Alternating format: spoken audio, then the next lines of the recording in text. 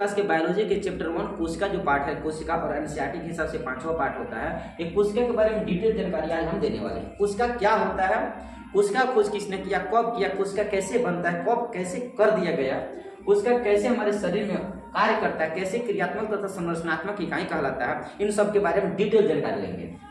सबसे पहले कोशिका से बताने से पहले एक बात याद रखना कि जीव विज्ञान जो शब्द होता है ना, जीव विज्ञान शब्द देने वाले कौन है, लैमार्क हैं। 1801-2 में दिए थे लैमार्क और ट्रेविनर दो आदमी मिलकर दिए थे, लेकिन सबसे ज्यादा लैमार्क चलता है। जीव विज्ञान शब्द को कौन प्रतिपादन किया, जीव विज्ञान शब्द किसने दिया, 1801 ईस्वी में लैमार्क ने दिया। दूसरा बात, जीव विज्ञान के जनक कौन है, अरस्तु। जीव विज्ञान के जनक कौन है, अरस्तु। दो बात याद रखना, दोनों ऑब्जेक्टिव में आएगा। उसके बाद कोशिका को इंग्लिश में सेल बोलते हैं। कोशिका होता क्या, ध्यान से सुनिए।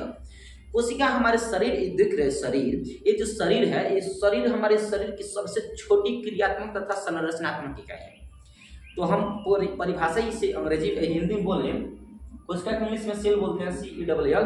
तो बताओगे शरीर की सबसे छोटी संरचनात्मक तथा क्रियात्मक इकाई को कोशिका कहते हैं। परिभाषा हो गया। कोशिका को 1665 ईस्वी में सबसे पहले रॉबर्ट हुक ने किया था, लेकिन वो मृत कोशिका था। कैसा था, मृत कोशिका। तो परीक्षा में पूछेगा मृत कोशिका खोज किसने किया, तो रॉबर्ट हुक ने 1665 ईस्वी में। और ऐसे में बोले सबसे पहले कोशिका खोज किसने किया तो रॉबर्ट हुक ही बताओगे। उसके बाद अगर जीवित कोशिका पूछा जाए तो 1674 बताओगे। 1674 ईस्वी में एंटोइन लीवेनहॉक ने किया था।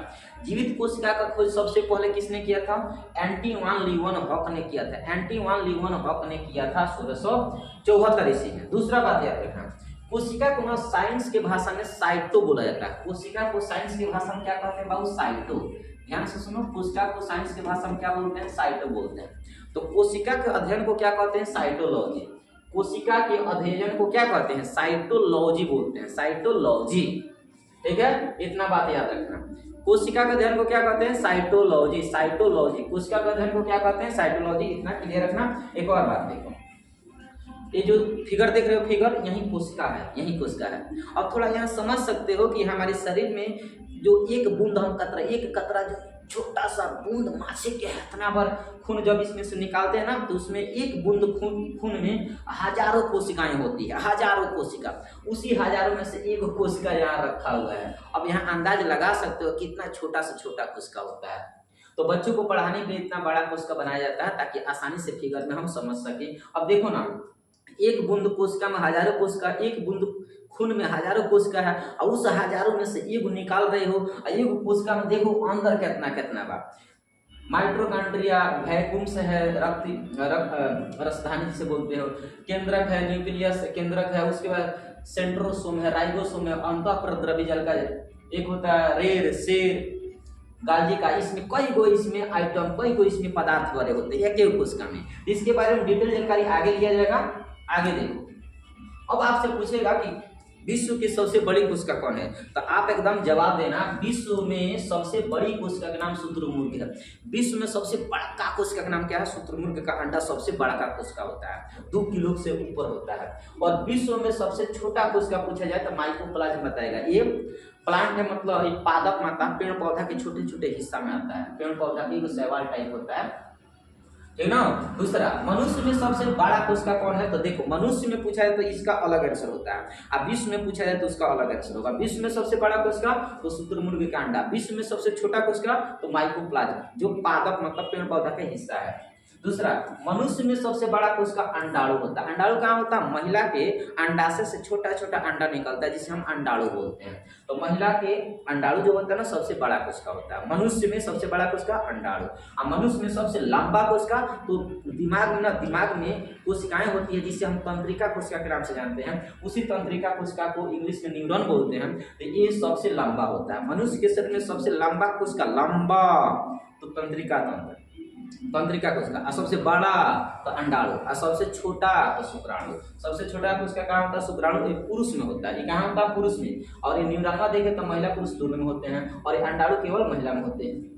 आगे देखो, जैसे में अगर हम आपको समझाना चाहें तो 2 बातें आप समझोगे कि जिस प्रकार हम एक मकान बनाने के लिए, मकान कैसे बनता है, तो कई को कमरा जोड़ के मकान बनाया जाता है, और उस मकान को बनाने के लिए हमें कमरा की जरूरत पड़ेगी, और उस कमरा को बनाने के लिए हमें 4 गो दीवार की जरूरत पड़ेगी, और उस दीवार को बनाने के लिए हमें मर मसाला ईंट की जरूरत पड़ेगी। ठीक उसी प्रकार हमारी कोशिका हमारे शरीर में भी होता है कि कोई को ईंटा से हम दीवार बनाते हैं, और कोई को दीवार से हम कमरा बनाते हैं, कोई को कमरा से हम मकान तैयार कर लेते हैं। ठीक उसी प्रकार हमारे शरीर भी बना हुआ। कैसे? कोई को कोशिका मिलेगा, छोटा छोटा कोशिका तो ऊतक बनाएगा। ऊतक मतलब मांस, त्वचा, ये ऊतक है कि मांस त्वचा जो देख रहे हैं ना ऊतक है। तो मांस और त्वचा कैसे बनता है? तो कोशिका से। परीक्षा में पूछेगा कोशिकाओं के मिल से क्या बनता है? तो ऊतक बनता है, और ऊतक से मिल से क्या बनता है? अंग। जैसे कोशिका से क्या बन गया? मांस, या मांस बना, ये त्वचा बना। अब इस त्वचा से मांस से क्या बन जाता है? वो अंग बन जाता है। पहिया का हो गए? अंग हो गए।